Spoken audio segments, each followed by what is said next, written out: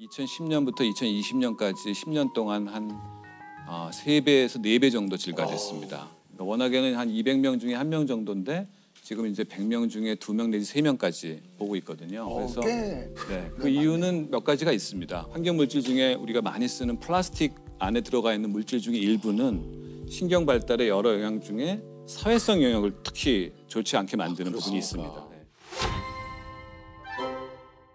네, 안녕하세요. 서울대학교 병원 소아청소년 정신과의 김북년이라고 합니다. 반갑습니다. 네. 성함이 상당히 좀 독특하십니다. 네. 이게 복년만 돼도 조금 덜 독특한데 그렇죠. 북년은 네, 맞습니다. 그래서 처음 들으시는 분들의 반응이 일단 약간 놀라시고요. 예. 네, 이러면서 그리고 두 번째는 본명이세요? 이런 분도 가끔 있습니다. 근데 이제 그렇게 해서 한번 입력이 잘 되시면 잊어먹지 않죠. 그다음에는 안 까먹으시고. 맞아요. 네. 이게 그 교수님이 국내 그 자폐 스펙트럼 장애 치료 권위자 중 한 분이라고 제가 소개를 드렸는데 이게 이제 실제로 교수님께 진료를 받으려면 2026년까지 기다려야 된다고. 예. 좀 죄송한 마음이고요. 2026년까지. 네. 2026년. 아직도 네. 이게 너무 오래 남았는데. 이게 이제 최근 드라마를 통해서 이제 자폐 스펙트럼 장애라는 그 단어가 이제 익숙해지긴 네, 했습니다만 맞아요. 확실하게 이게 어떤 건지 좀 설명을 해주시겠어요? 자폐 스펙트럼 장애는 이게 발달 과정에서 생기는 어려움인데요. 두 가지 있어야 할 것이 없고 한 가지 없어야 할 것이 있다라고 보시면 될 것 같아요. 그럼 두 가지는 뭐냐? 건강하게 발달돼야 될 이런 사회적인 관계 형성 능력. 그 두 번째는 말을 표현하는 거나 말을 듣고 이해하는 능력들의 발달이 많이 떨어집니다. 없어야 할 것이 있는 경우는 상당히 강박적인 행동들이 많이 있습니다. 빙빙 돈다든지 펄쩍펄쩍 뛴다든지 같은 장난감을 가지고 줄을 쫙 맞춘다든지 반복 행동과 반복 관심에 대한 그런 모습들 이런 것은 이제 없어야 할 것이 있는 거죠. 이게 이제 최근에 자폐 스펙트럼 장애가 늘고 있다라는 기사를 봤는데 실제로도 좀 그렇습니까? 2010년부터 2020년까지 10년 동안 한 3배에서 4배 정도 증가됐습니다. 그러니까 워낙에는 한 200명 중에 1명 정도인데 지금 이제 100명 중에 2명 내지 3명까지 보고 있거든요. 그래서 그 이유는 몇 가지가 있습니다. 이제 한 가지는 자폐 스펙트럼을 보는 눈이 좀 더 넓어졌어요. 광범해지면서. 네. 스펙트럼이라는 데 개념이 들어가게 되고 그러면서 고기능, 능력이 좋은 아이들 중에도 자폐 진단을 받는 경우도 있고요. 두 번째는 그 환경적인 요소들인 것 같아요. 실제로 환경 물질 중에 우리가 많이 쓰는 플라스틱 안에 들어가 있는 물질 중에 일부는 신경 발달의 여러 영향 중에 사회성 영역을 특히 좋지 않게 만드는 부분이 있습니다. 네. 그런 거에 많이 노출된 아이들, 또 꾸준히 노출된 아이들은 상대적으로 그런 위험성이 커지게 되는 거죠. 이게 좀 그 구체적인 그 치료법에는 어떤 것들이 좀 있을까요? 굉장히 다양한 치료가 이미 개발이 잘 돼 있고 이걸 아이의 특성에 맞게 어떻게 배치해 주느냐가 굉장히 중요합니다. 제가 본 사례가 하나 있는데요. 뭡니까? 30개월 정도 아이인데 그 어머니께서도 굉장히 걱정을 하시면서 말을 못한다는 거에 집중을 많이 하셨어요. 근데 그 아이는 음악이 나오면 그렇게 율동을 좋아하고 그래서 이 동요와 엄마와의 놀이를 같이 해주는 프로그램들이 있는데 거기에 어머니가 좀 참여하면서 아이가 엄마가 자기랑 함께 노는 그 경험들이 쌓여가니까 상호작용이 늘어나는 거예요. 엄마 눈도 많이 쳐다보고 엄마한테 안기고 싶어하고 엄마가 업어주고 안아주는 걸 좋아하고요. 그 단계를 올라선 다음에 엄마가 놀이 활동을 할 때 말을 해주고 어떤 언어적인 표현을 해주니까 그게 그 아이한테 금방 전달되고 그게 모방이 되고 언어로 나오는 겁니다. 그래서 우리가 아이의 고유한 발달 그 특성과 시간표를 존중해 주시라고 좀 말씀드리고 싶어요. 그러면 그 아이한테 지금 뭐가 필요한지를 지금 여기서 뭐가 필요한지를 알 수 있게 되거든요. 그걸 채워주시면 그 다음 단계로 나갑니다. 네. 이 자폐 스펙트럼 장애라고 하는 것은 유전적 변이에 의해서 발생된다는 것이 잘 알려져 있거든요. 부모님들이 잘 알고 계시다 보니까 내가 뭔가를 잘못 물려줘서 그런가 보다라는 생각들을 많이 하시고 죄책감에 빠지시는 경우가 있어요. 근데 그렇지 않습니다. 유전적 변이 때문에 자폐적인 아이들의 신경 발달에 어려움이 있는 건 사실이나 유전적인 변이는 랜덤하게 생기는 거예요. 무작위적으로요.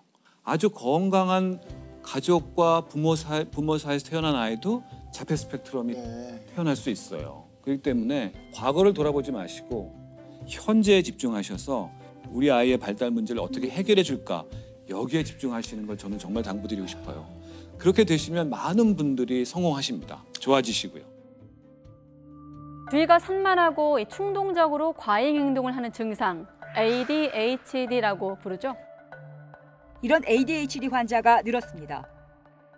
이 약간 이제 ADHD. 예. 요게 또 어떤 건지 좀 설명을 해주세요. 그거는 이제 자폐랑은 많이 다른데요. 네네. ADHD는 주의 조절, 그리고 행동 조절, 그리고 감정 조절. 이게 조절 능력이에요. 그러니까 인지나 사회성에는 크게 문제가 없는 경우가 많고요. 그래서 이제 이 조절 능력이 발달되는 과정이 뇌 발달의 그 트랙에 따르면 60개월부터 72개월 사이, 그리고 84개월. 그러니까 우리나라뿐만 아니라 전 세계가 초등학교 들어가는 연령을 만 7세로 하잖아요. 네. 그게 너무너무나 과거부터 경험적으로 쌓여진 겁니다. 네. 이 정도 되는 나이대 아이들이 조절 능력이 가미된 소통이 가능하다는 안 거예요. 그래서 그때 학교를 오픈한 거거든요. 그러니까 그 시기가 될 때까지도 근데 행동 조절이나 정서 조절에 어려움이 있으면 그때는 주의력 조절 발달에 어려움이 있는지를 한번 걱정하실 필요가 있습니다. 하지만 너무 일찍 어린이집에 다니는 아이를 ADHD가 아닐까요 하고 오시는 분들도 또 많으시거든요. 요즘 또 이제 네. 방송에서도 그렇고 이제 많이 이런 또 이야기가 하시니까요. 많이 또 소개가 되고 하다 보니까 네. 내 아이가 혹시 오히려 건강한 아이들이거든요. 그런 자기 욕구 표현을 마음껏 하고 굉장히 기질적으로도 활발한 기질을 갖고 있고 그런 아이들이 ADHD라고 의심받아서 어린이집에서 약간 소외당하거나 그러면 거기에 대해서 걔가 또 화가 나니까 어린이집 선생님이나 아이들한테 화를 내는 그러니까 또 더 ADHD스럽다라고 얘기 듣는 이런 악순환을 저는 빨리 끊어야 된다고 생각합니다. 물론 아주 극단적으로 일찍 발병한 애들이 있긴 있어요. 그건 전체 ADHD 1%도 안 됩니다. 저 어릴 적에 성적표를 보면 선생님이 항상 적어주셨던 게 교우 관계는 원만하나 주의가 산만하고 저도 좀 그 주의가 산만함이 성적표에 있어요. 주의가 산만함 이거 네. 뭡니까 이거 주의가 산만함. 저도 있거든요 성적표에. 여기서 이제 말씀드리고 싶은 게 ADHD 탁월성입니다.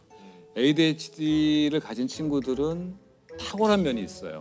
그리고 그 탁월한 면을 잘 키워주면 웬만한 일반적인 건강한 성인보다 더 뛰어난 업적들을 많이 냅니다. Look who we are. We are the dreamers. We make it happen. 'Cause we can see it. It's to the one that keep the passion. 저는 정서적으로 굉장히 민감하고 관계를 맺는 걸 좋아하고 활동적인 그런 특성을 갖는 분들 중에 ADHD 성향이 있는 분들이 분명히 있는 것 같아요. 만나보면요. 근데 그런 분들이 사업으로 성공하시는 경우도 있고요. 또 연예계에서 우리 굉장히 조셉도. 네네네. 특을 나타내신다. 너무 몰아가지 마시고. 아니 아니 저는 아니 조셉도 아니 근데 제가 조셉도 잠깐만. 네. 교수님 상당히 활발하거든요. 왜 저는- 웃으세요? 그러세요? 교수님도 왜? 그러세요. 저는 진짜 제가 만약에 ADHD에 어떤 증상이 있다고 해도 저는 괜찮아요. 왜냐면 모르고 있던 사실인 거고. 아니 근데 이제 ADHD라고 하기에는 뭐 좀 그렇지만 네, 그거는 네. 이제 네. 의학적으로 뭔가 검증이 돼야 되는 맞습니다. 거고. 근데 검증이 필요합니다. 분명히 좀 주의력이 좀 산만하다 이런 건 이제 저도 듣고 조셉도 이제 어렸을 때부터 많이 그리고 들었잖아요. 또 뭐 감정 조절도 사실 그렇게 잘 안 돼요. 아니 솔직하게. 아니, 막 솔직하게 조셉도. 아침에 갑자기 야 오늘 좋다 하다가 갑자기 이럴 때도 있고. 근데 조셉이 제가 옆에서 보잖아요. 실제로 감정의 기복의 폭이 좀 있어요. 저는 근데 그거에 대해서 중요한 네. 포인트는 여기서 중요한 포인트가 있습니다.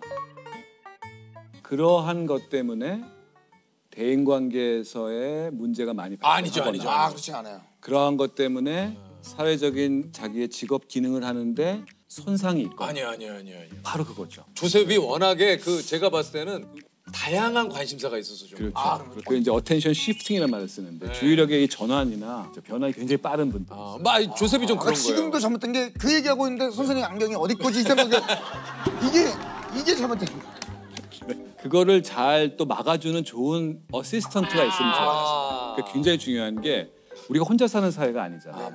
주의력 조절에 어려움이 있는 분들이 창의적이고 에너제틱하고 굉장히 좋은 아이디어와 관계를 다양하게 맺어가고 또 굉장히 여러 가지 일들을 한꺼번에 하고 멀티태스킹하고 맞아요. 이런 능력이 훌륭한데 혼자만 계시면 사실은 그게 이제 중간중간 빵꾸가 나거든요. 맞아요. 그래서 선생님의 여러 가지 얘기 중에 빵꾸가 네, 빵꾸가 제가 저 빵꾸 제일 싫어하는 빵꾸거든요. 그러니까 저희 뭐 레지던트나 뭐 이제 빵꾸를 내면 못 견뎌 하거든요.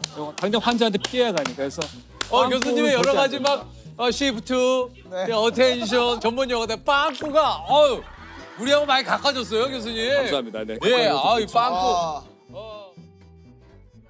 ADHD는 완치의 개념이 있는 겁니까? ADHD는 제가 볼 때는 완치의 개념이 있다고도 할 수 있습니다. 있습니다. 그래요? 왜냐하면 저희가 유병률 연구를 하면 초등학교 때는 대개 5% 10% 100명 중에 5명 내지 10명 정도가 ADHD 진단에 맞는 근데 성인기 20대 초기에 이제 추적 관찰을 해보면 50% 정도는 더 이상 ADHD 진단을 내릴 필요가 없을 정도로 좋아지세요. 그럼 나머지 50%는 이라는 이제 질문이 나오는 거죠. 이제 성인 ADHD도 있다고 좀 얘기를 하셨기 때문에 내가 맞는지 아닌지 좀 의심해볼 만한 좀 증상들이 좀 있습니까? 네, 크게 봤을 때는 시간 관리에 어려움이 있는 반복적인 그런 특성이 있는 분들, 데드라인을 못 지키는 경우, 항상 늦는 경우, 뭔가 그것 때문에 상대방한테 또 본인한테 피해를 가는 시간 관리 문제가 반복해서 나타나는 경우. 두 번째는 분노 조절에 어려움이 있는 경우예요. 그러니까 욱하는 거. 네, 그 욱하는 문제 때문에 대인관계에서 갈등이 자꾸 생기고 본인 스스로가 굉장히 정서적으로 힘들어지시는 경우가 많습니다. 그래서 자기가 롤러코스터를 타는 것 같다는 얘기를 많이 하세요. 세 가지가 같이 이제 동반해서 나타난다면 ADHD 성향이 있을 수 있겠구나 하는 거를 느끼시면 좋고 그건 이제 하지만 거기서 끝나는 건 아니고요. 이제 전문가와의 평가를 통해서 발달을 봐야 돼요. 최소한 초등학교 때부터 중학교, 고등학교를 거치면서 그런 조절 능력 발달이 꾸준히 문제가 있었다는 게 확인되면 그때는 진짜 어덜트 ADHD 가능성이 있으시겠네요라고 이제 우리가 도움을 드리게 되죠. 스스로가 그거에 대해서 너무 무서워하지 않아도 될 것 같아요. 가면 되잖아요, 병원에. 맞습니다. 그렇고요. 또 제가 볼 때 성인 ADHD 분들을 만나서 도움 드리다 보면 오히려 이분들이 본인이 ADHD라는 진단을 받으면서 굉장히 아하 피노메논이 생겨요. 그래서 내가 그랬구나 하는 걸 아시고 아하라고 하는 기쁨이 생기는 건데 그러니까 이분은 과거 동안에 초등학교 때부터 중학교, 고등학교 내내 엄청난 비난을 받고 사셨거든요. 내가 대체 왜 그런지를 모르니까. 그렇죠. 그러니까 되게 인간성의 문제라든지 게으른 녀석. 근데 그 문제가 이게 이런 거였어 하고 이게 교정 가능, 치료 가능하다고 느끼시면은 본인에 대한 어떤 자아의 프레임이 많이 바뀌세요. 그게 첫 단계입니다. 제가 볼 때는 치료에 있어서. 이게 꼭 어덜트 ADHD 분들이 모두 다 약을 먹어야 된다고 생각하지 않아요. 저는요. 훈련이나 교육적인 걸 통해서 해결될 수도 있고 또는 셀프로 극복하는 경우도 있어요. 자기가 자기 관리를 열심히 함으로써 그 변화를 통해서 본인이 새로운 자아상을 갖도록 도와드리는 게 그 다음으로 이제 이어지는 거죠. 이게 또 이런 그 예를 들어 얘기하시니까 또 이해가 됩니다. 본인도 스스로 나아지고 싶고 고치고 싶은데 내가 왜 그런지를 잘 몰랐는데 그렇죠. 참 진짜 10대가 되면 이제 보통 그 사춘기라는 거가 네. 오지 않습니까? 이제 가만히 두면 버릇없는 아이가 될까 걱정이고 그렇다고 이제 너무 제어하려고 그러면은 이게 또 엇나갈까 봐 걱정이고 이거 좀 어떻게 부모님들이 아이를 대하는 게 좋을까요? 제가 왜 그런지 설명을 드릴게요. 청소년 때 왜 그런 겁니까? 두 가지 변화 때문에 그래요. 첫째, 전두엽이 가지치기라는 현상이 생겨요. 전두엽이라는 게 바로 그런 상황에 대해서 인식하고 어떻게 반응해야 될지를 조절하는 능력을 담당하는 부위예요. 근데 그게 막 흔들리는 거예요. 여자애들은 초6부터 중2 정도까지고요. 남자애들은 중1 때부터 고등학교 한 2학년까지 그래요. 고1, 고2까지. 그래서 그 시기 때가 가장 극심한 조절 능력의 어려움이 있기 때문에 그런 게 있고요. 두 번째가 편도액이라고 하는 우리 뇌의 가장 아랫부위가 있는데요. 남성 호르몬이 그걸 엄청나게 자극해요. 그 편도액이 자극되면 무슨 일이 생기냐? 그냥 떠오르는 분노와 불안과 공포 이게 뒤섞인 감정들이 계속 자극받아요. 그래서 위에서 조절하는 거는 기능이 떨어져 있고 밑으로 올라오는 예민성은 확 증가되어 있는 상태이기 때문에 통제를 가한다는 것이 잘못된 통제를 가하면 조절 기능이 더 무너질 수도 있어요. 어떻게 해야 되나? 거기에 동시에 이거 뭐 거기에 하나 더 있습니다. 거기 뭐예요? 또래 간의 상호작용이에요. 상호작용. 청소년기 그거 크죠? 때부터는 가족을 벗어나려고 그거 그러고 커요. 또래 친구들의 중심에 맞아요. 서고 싶어요. 그러니까 그 또래 친구들에서 들어오는 자극들이 그걸 더 reinforce, 강화시켜요. 그러니까 이제 80명을 모아놓으면 그런 일이 생기는 거예요. 만약에 1대1로 걔를 만났으면 그렇지 않죠. 제가 그 아이랑 걔한테 맞춰주고 그렇지 뭐에 관심 있는지를 알므로써 2시간 동안 충분히 대화를 했을 거예요. 근데 80명 아이들 앞에서는 제가 그걸 못하는 거예요. 그렇죠. 아니면 그 친구들과 같이 노는 건 어떻습니까? 그렇죠. 거기서 나오는 게 그거예요. 만약에 제가 그때 조세호 씨처럼 훌륭한 연예인의 기질이 있었으면은 자 음악 틀어주세요 했을지 몰라요. 자 나와. 야 놀자. 그렇지. 야, 왜 나만 나와 있어야 야 춤이나 돼? 추자 한번. 왜 나만 무대에 있냐 이거. 야 다 나와. 그래서 무대에서 같이 놀 수 있는 거예요. 한 20분 정도는. 아, 북경 교수님 재밌으신데. 아니, 그냥- 야, 다 나와. 그러니까 그게 낫다는 거죠 진짜로. 근데 걔가 그런 능력이 없어요.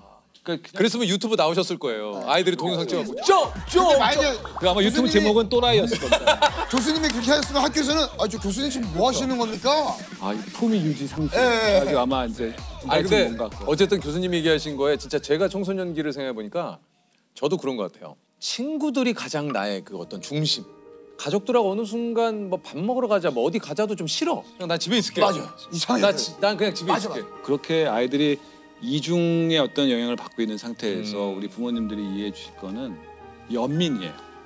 아, 네가 힘들구나. 네가 감정의 파도 속에서 여기저기서 많이 힘들어하고 가족들한테 네가 이렇게 불손하게 대하는 거, 태도. 그런 맥락에서 생긴 거구나라는 걸 딱 이해하시게 되면 연민으로 바라보게 돼요. 그리고 맞아요. 더 이상 태도 갖고 혼내지 않아요. 그 애들이 되게 자세가 이렇거든요. 보통 소소년 그렇죠. 때는요. 예. 여기 올려놓은 거 되겠습니까? 아, 예, 올려놓으세요. 이렇게 올려놔요 이렇게. 올려놓고 그래서 이렇게 이빨을 쑤셔야 돼 이빨을. 엄마 왜? 이거야. 이 기본 자세가. 이런 자세와 태도를 못 견디시면 안 돼요. 그리고 예를 들어 걔가 뭐에 문을 꽝 닫고 들어간다. 그런 일도 많죠. 예. 그럼 조금 이제 시간을 주셔야 돼요. 거기서 바로 문을 확 열어서 이게 어디다 대고 하는 태도야? 아, 이런 거 굉장히 안 좋아요. 지금 나오시는데요? 약간 나왔죠. 아니, 제가 옛날에 약간 했던 우리 중학교 아들한테. 근데 대부분 다 관계가 더 틀어지고 맞아. 대화는 단절되고 그 아이는 더 고립됩니다. 이거 그러니까 어떻게 그럴 땐 됩니까? 오히려 부모가 부모 자신에게 여유를 주셔야 됩니다. 저는 그 생각을 많이 했었어요 옛날에요. 아이 어릴 때에 대한 생각들이요. 그리고 저희 집에는 저희 집사람이 참 정리를 잘 해놔가지고 아이들 사진들이 어릴 때 사진들이 되게 많았어요. 근데 그걸 보고 있으면 마음이 좀 마음이 무거워져. 가라앉혀요. 너무 귀여운 아이였던 때를 떠올리는 거죠. 그리고 다시 마음 추스리는 거예요. 그게 연습을 해야 돼요. 네. 그래서 그러니까 진짜 연습이네요. 연습이 진짜 필요합니다. 그리고 거기서 한두 번 성공하잖아요. 그 관계가 다시 만들어지고 더 이상 비난하지 않음으로써 대화가 시작되면 아빠가 나하고 진짜 진지하게 얘기하려고 하는구나라는 마음이 전달이 되는 것 같아요. 두 번째 중요한 건 걔가 뭘 재밌어 하는지를 알아야 돼요. 청소년기 때 진짜로. 친구들하고 어떤 재밌는 놀이와 어떤 유튜브와 어떤 게임을 즐기는지를 10%는 알아야 됩니다. 근데 그 10%만 알아도 걔가 충분히 감동해요. 게임에 나온 캐릭터 쓱 내가 얘기하잖아요. 그럼 어떻게 알았어? 그거 아빠 안 하잖아. 아빠도 공부하잖아. 뭐 이제 이런 정도로 넘어가는 거죠. 이제 가소롭다는 듯이 공부해서 되는 게 아닌데 뭐 이제 이러면서 또 반응이 와요. 그러니까 이런 상호작용들이 아이도 나를 약간 연민의 눈으로 보는 게 생기고 저도 그 아이를 연민의 눈으로 보고 연민과 연민이 만나서 서로 돕게 되는 거예요. 이게 사실 그 좋은 부모가 된다라는 진짜. 것과 참 게 굉장히 많이들 생각을 하지만 이게 참 어떤 게 좋은 부모인지. 네, 맞아요. 제가 그거를 한 문장으로 확 다가왔던 문장을 하나 소개해 드릴게요. 저한테요. 네. 경구처럼 외우고 다니는 거거든요. 뭡니까? 당신 자녀를 나와 아내에게 온 귀한 손님처럼 여겨라. 귀한 손님이 오면 어떨까요, 우리가? 반갑죠. 반갑고 극진히 대접하고 싶죠. 근데 뭘 중심으로? 그 사람이 좋아하는 거를. 내가 좋아하는 거 막 강요하지 않잖아요. 귀한 손님인데 우리 아이한테 그렇게. 두 번째, 손님이에요, 그 사람은. 내가 마음껏 이 사람을 막 좌지우지할 수 있는 사람이 절대 아닙니다. 소중히 여겨야 되고 그리고 그 사람을 개별자로 존중을 해줘야 돼요. 세 번째, 이게 난 여기서 더 그런데 떠날 사람이에요. 내가 그 아이들을 계속 붙잡아 두는 게 아니에요. 언제 떠나느냐는 아이들마다 다르겠죠. 어떤 아이는 대학생이 돼서 떠난 경우도 있고요. 어떤 아이는 군대 갔다 와서 떠나는 경우도 있고요. 결혼하면서 떠날 경우도 있고요. 근데 진짜 떠나보내야 돼요, 그때요. 그래서 올 때 정말 귀하게 왔으니까 너무 감사한 일이니까 그 아이한테 정말 우리가 애정을 쏟고 좋아하는 거 잘해주고 그리고 그 사람을 그대로 존중해주고 그 사람이 가고 싶어 할 때 언제든지 갈 수 있게 해주는 겁니다. 그 사람이 가고 싶어 할 때. 이 문장이 아무런 설명이 없었어요. 그냥 이렇게 경고처럼 떡 적혀 있는데 한 번 쓱 보고 나서 느낌이 확 왔습니다. 그래서 많이 떠올리면서 사는 말 중에 하나여서 오늘 이렇게만 하면은 뭐 진짜 좋은 부모가 안 될래야 안 될 수가 없죠. 사장님, 오픈합니다. 웰컴 아시안마켓. 이거 없어? 오픈합니다. 아마추어. 오픈합니다. 오픈합니다. 오픈합니다. 오픈합니다. 땡큐. 웰컴 아시안마켓.